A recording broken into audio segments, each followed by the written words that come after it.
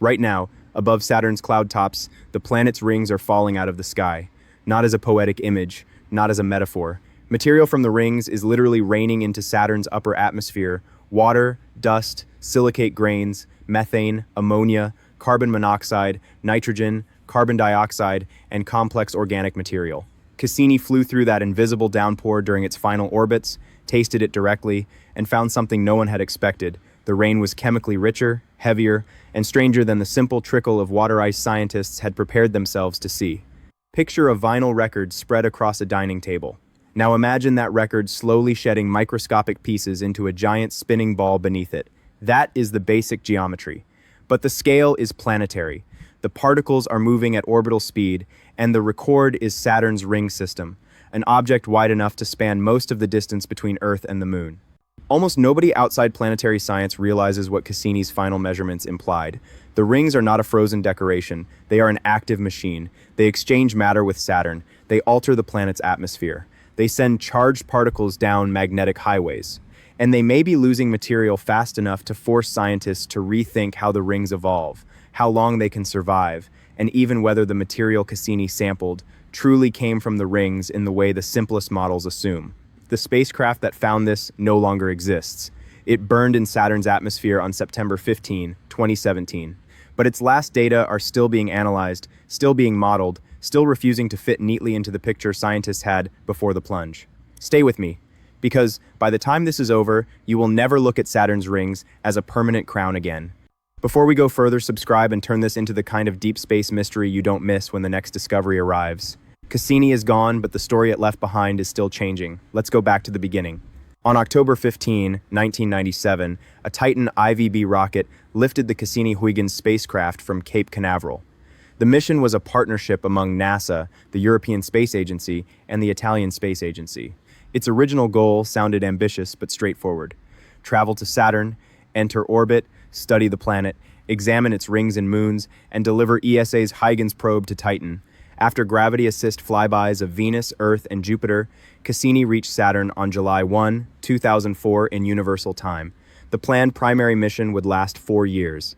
Engineers expected remarkable images, measurements of the magnetic field, close encounters with icy moons, and a detailed look at a system no spacecraft had ever orbited before. Reality exceeded that plan almost immediately. Huygens descended through Titan's orange haze and landed on January 14, 2005. Cassini revealed lakes and seas of liquid hydrocarbons on Titan. It discovered that Enceladus was blasting water-rich plumes from fractures near its south pole. It watched storms, measured the rings, mapped moons, and transformed Saturn from a distant symbol into a living system of weather, chemistry, gravity, ice, and motion. The mission was extended twice. By 2017, Cassini had spent nearly 13 years in orbit around Saturn, but the spacecraft was running low on propellant. Mission planners faced a serious problem.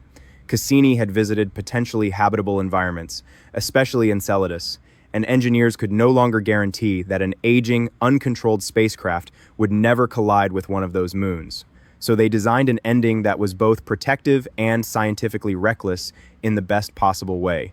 Cassini would make 22 dives through the narrow region between Saturn's cloud tops and the inner edge of the rings. No spacecraft had ever flown there. The region was only about 3,000 kilometers wide in the broadest description, and before the first passage, nobody knew how much dust might be waiting. Even a tiny grain at Cassini's speed could damage a critical system. The spacecraft turned its large, high-gain antenna forward like a shield. It crossed the ring plane. Controllers waited. Then the signal came back. The gap was far emptier than expected. Cassini survived. And suddenly, a mission designed to end in destruction had access to a place no instrument had sampled before the space where Saturn and its rings physically exchange material. Here is where the first twist arrives. Scientists already knew that some material falls from Saturn's rings. Long before the grand finale, observations had indicated a process known as ring rain. Charged water products from ring ice can be guided along Saturn's magnetic field lines into the atmosphere. Ground-based infrared observations and earlier Cassini data showed that this incoming material affects Saturn's ionosphere, the electrically charged upper layer of the atmosphere. That part was not the shock. The expectation was that Cassini, flying near the planet's equator inside the rings, would encounter mostly water-related material. After all, Saturn's visible rings are overwhelmingly made of water ice. If you could scoop up a clean piece of the main rings, the simplest prediction would be frozen water with a much smaller amount of rocky or organic contamination. Cassini carried an instrument called the ion and neutral mass spectrometer, or INMS. A mass spectrometer is a chemical sorting machine. It takes incoming particles, separates them by mass, and allows scientists to infer what molecules or fragments are present. During Cassini's final dives, INMs sampled Saturn's upper atmosphere and material arriving from the rings. The instrument found water. But it did not find only water. It detected methane, ammonia, carbon monoxide, molecular nitrogen, carbon dioxide, and fragments associated with more complex organic compounds. Another instrument, the Cosmic Dust Analyzer, detected tiny grains that included silicates and organics embedded with water. In 2018, Hunter Waite and colleagues reported the INM's results in the journal Science, describing chemical interactions between Saturn's atmosphere and material coming from the inner ring region. Other grand finale papers described dust grains falling from the D ring towards Saturn's equatorial atmosphere. Stop and sit with that. The rings look almost pure because sunlight reflects brilliantly from their ice. Yet the material entering Saturn near the equator carried a chemical inventory far more complicated than a snowfall of clean frozen water. To put that in perspective, imagine scraping frost from the inside of a freezer and discovering that the frost contains soot, fertilizer, natural gas, powdered rock, and pieces of complicated carbon chemistry. You would not merely ask how the frost formed. You would ask whether it came from the freezer at all, whether something had contaminated it on the way, and whether an unseen process was concentrating ingredients that should have been rare. That was the first contradiction. The rings were icy, the rain was chemically messy, and none of that prepared scientists for the second finding, how much material appeared to be falling. Now the story gets stranger. During the grand finale, INM's measurements suggested that material was entering Saturn's atmosphere near the equator at a rate much greater than many earlier estimates of ring rain. Different techniques measure different components and regions, so there is no single universally interchangeable number. But the direct measurements implied an enormous influx on the order of thousands to tens of thousands of kilograms per second in some analyses, with the exact rate depending on what material is counted and how the observations are interpreted. Think about what that means. At 10,000 kilograms per second, the flow would equal the mass of several large cars disappearing every second. Minute after minute, day after day. Not visible as a waterfall because the material is spread across a vast region and much of it is microscopic, gaseous, or electrically charged, but physically real. It leaks. Not slowly enough to ignore, not cleanly enough to understand, it leaks. Researchers had expected Saturn's upper atmosphere to contain mostly hydrogen and helium, with known trace constituents and a manageable contribution from the rings. Instead, Cassini encountered a chemically active boundary where ring-derived material appeared capable of changing atmospheric composition and ionospheric behavior. This created an immediate problem. If the measured influx represented a steady, long-term drain from the rings, then simple calculations could produce surprisingly short timescales for parts of the ring system. You cannot remove mass indefinitely without altering what remains. A large flow suggests rapid evolution, a temporary episode, or a source mechanism different from the first interpretation. And here, the language must be careful. Cassini did not prove that Saturn's entire main ring system will vanish on one precise date. It did not provide a cosmic countdown clock with a guaranteed endpoint. The rings contain an enormous amount of material. The loss processes vary across location and particle size, and the grand finale sampled a particular region during a limited period. But the measurements did prove something more subtle, and in a way, more unsettling. The exchange between rings and planet is strong enough that the rings cannot be treated as a static museum display. They are evolving now. Some particles collide and fragment, some grains become electrically charged, some are pulled by electromagnetic forces, some spiral inward under processes related to plasma drag and interactions with Saturn's environment. Some material travels along magnetic field lines toward higher latitudes. Some falls more directly near the equator. And the rates may change with season, solar conditions, ring structure, and events scientists have not yet identified. Picture a city seen from orbit at night. From far away, it appears stable, a pattern of lights fixed to the ground. But at street level, people are moving, electricity is flowing, buildings are aging, water is leaking, roads are being rebuilt. Saturn's rings are like that. Their beauty hides traffic. Still colliding, still charging, still falling. The second contradiction was now unavoidable. The ring rain was not merely chemically unexpected, it was dynamically intense. But the third finding pushed the mystery deeper, because Cassini revealed that not all falling material follows the same route. The third major revelation was that Saturn's ring rain is not one rain, it is several overlapping transport systems. Some of the material is made of charged dust grains. Cassini's instruments observed nanometer-scale particles far smaller than the width of a human hair moving through the gap between the rings and planet. Because these grains can carry electric charge, Saturn's magnetic field can steer them. They do not behave like pebbles dropped from a bridge. They behave more like iron filings moving through an invisible magnetic pattern, except the grains are orbiting a giant planet at tremendous speed. Other material enters as neutral gas. Molecules without an electric charge do not follow magnetic field lines in the same way. They respond mainly to gravity, collisions, radiation, and atmospheric drag.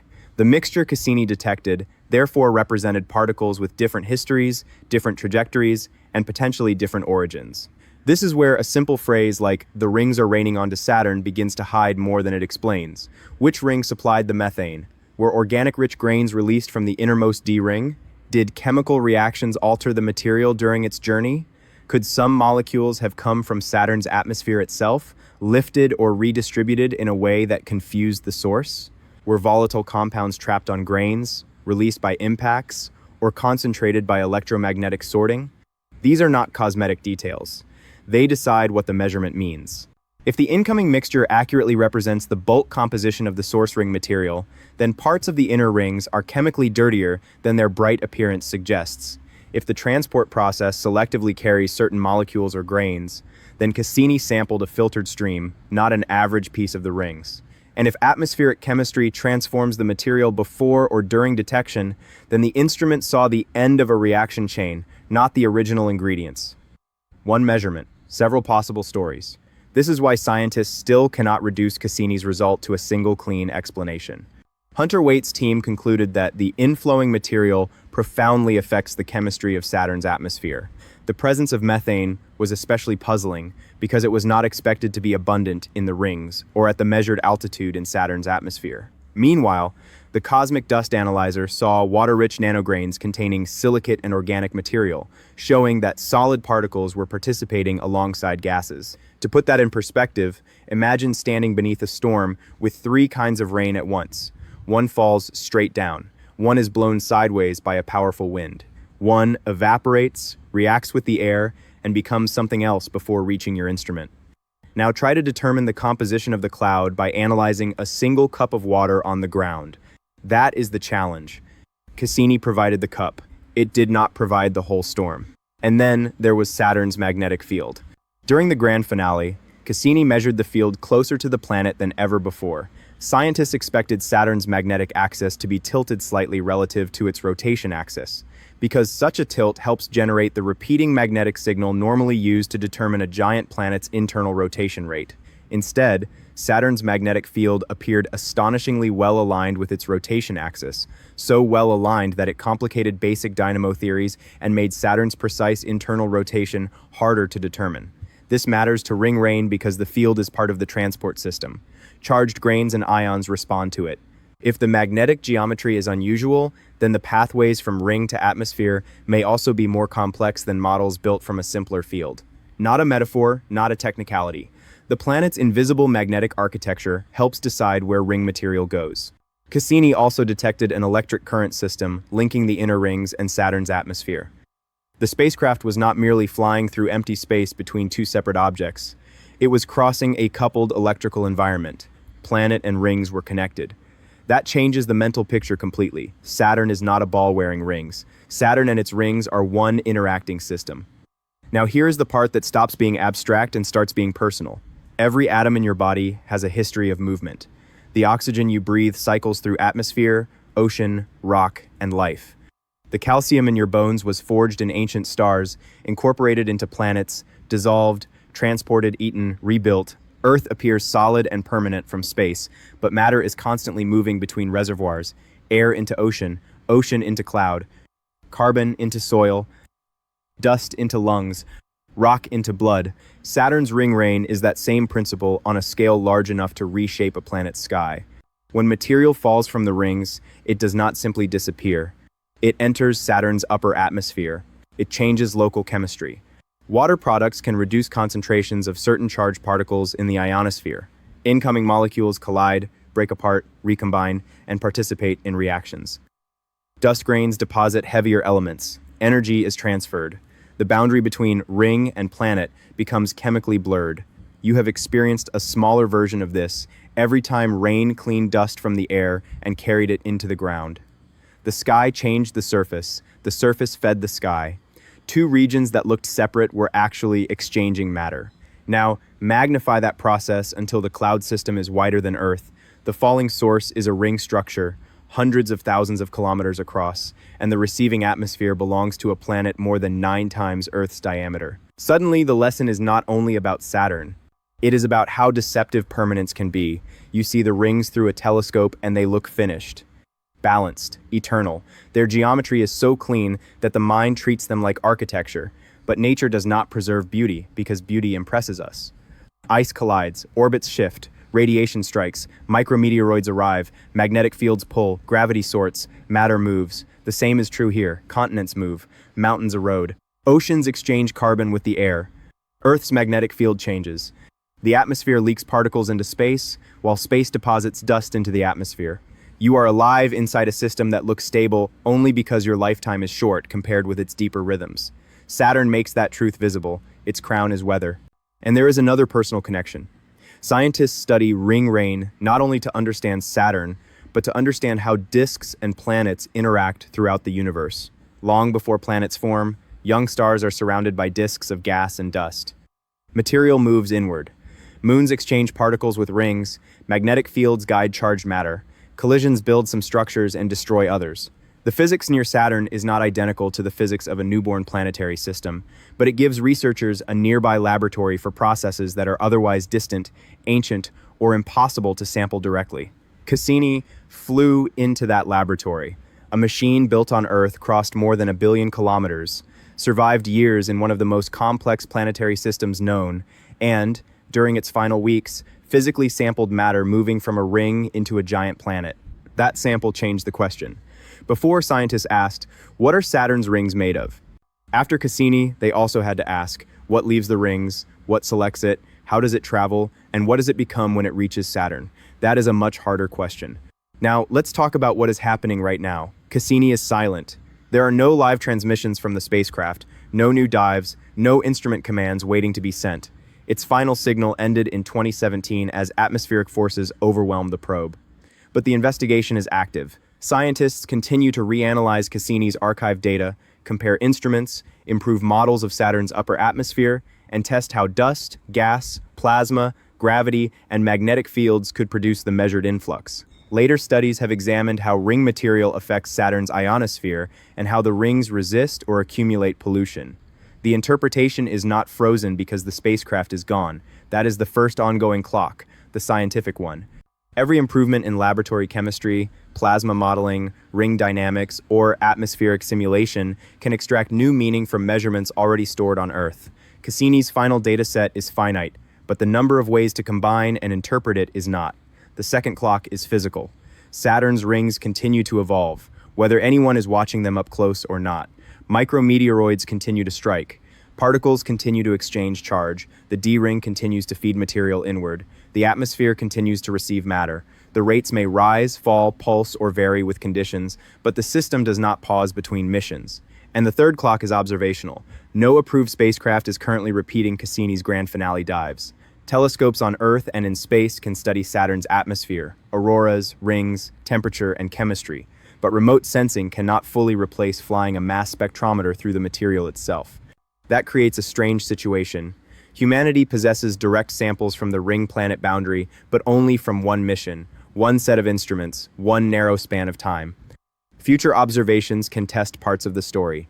The James Webb Space Telescope and powerful ground-based observatories can examine Saturn in infrared wavelengths. They can track atmospheric changes, study chemical signatures, and observe the rings under changing illumination. But to settle the detailed composition and transport pathways of ring rain, scientists may eventually need another spacecraft designed specifically for the task. A future probe could carry modern mass spectrometers with far greater resolution. It could sample at different latitudes, altitudes, seasons, and distances from the rings. It could distinguish complex organic molecules more precisely. It could map how the flow changes over time. It could determine whether Cassini witnessed a typical state or a temporary surge. Until then, the mystery has locked-in limits. The evidence cannot be recreated. Cassini's trajectory cannot be rerun. The spacecraft cannot turn around and sample the same region with a better instrument. Scientists must work with the priceless measurements it captured before destruction. And there is one more tension beneath all of this: the age of the rings. Cassini's gravity measurements helped estimate the mass of Saturn's rings. Combined with measurements of contamination and models of meteoroid bombardment, those results strengthened the case that the rings may be much younger than Saturn, perhaps on the order of a few 100 million years or less in some interpretations. Yet, the origin and age remain debated, because assumptions about pollution, recycling, particle transport, and the history of the Saturn system can change the conclusion. Ring rain enters that debate because loss rates affect longevity. If the present flow is typical over long periods, it places pressure on models of ancient, slowly changing rings. If the flow is episodic, then Cassini may have caught the system during an unusually active interval. If transport strongly selects certain materials, then chemical measurements may not straightforwardly reveal the ring's bulk composition or age. The surprise is not that scientists have no ideas, they have several. One possibility is that the inflow is strongly variable, and Cassini sampled a temporary enhancement rather than a permanent average. A second is that the innermost rings, especially the D-ring region, supply chemically distinct material that does not represent the bright main rings as a whole. A third is that electromagnetic forces sort particles by size and charge, concentrating specific compounds in the stream Cassini encountered. A fourth is that chemical reactions in Saturn's upper atmosphere alter incoming molecules, making the measured mixture different from the original ring material. These explanations are not mutually exclusive. More than one may be operating at the same time. That is often how real science looks at the frontier. Not one dramatic answer defeating all others, but several mechanisms competing, overlapping, and slowly being constrained by evidence.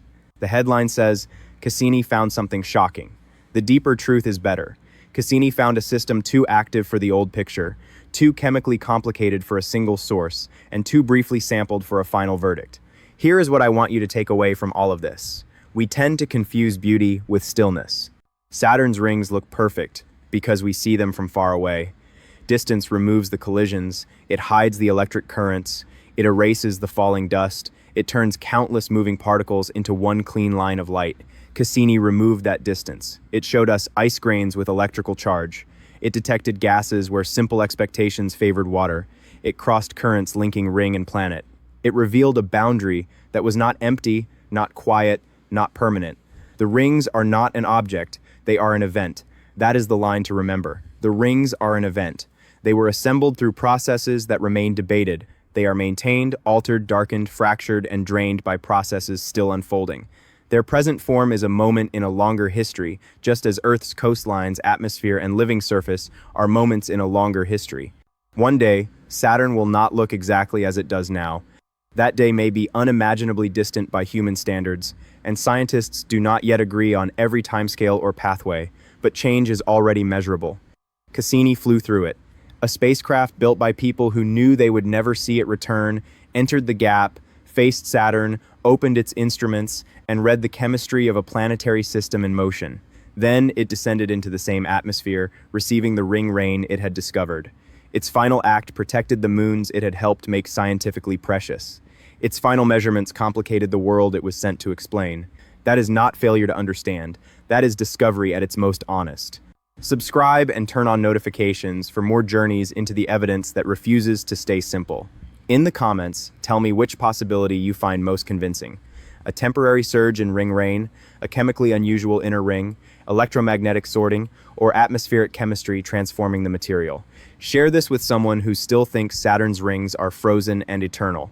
And remember the image we began with, a vinyl record above a dining table, quietly shedding invisible pieces into the world below. Except the record is wider than planets. The table is a giant atmosphere.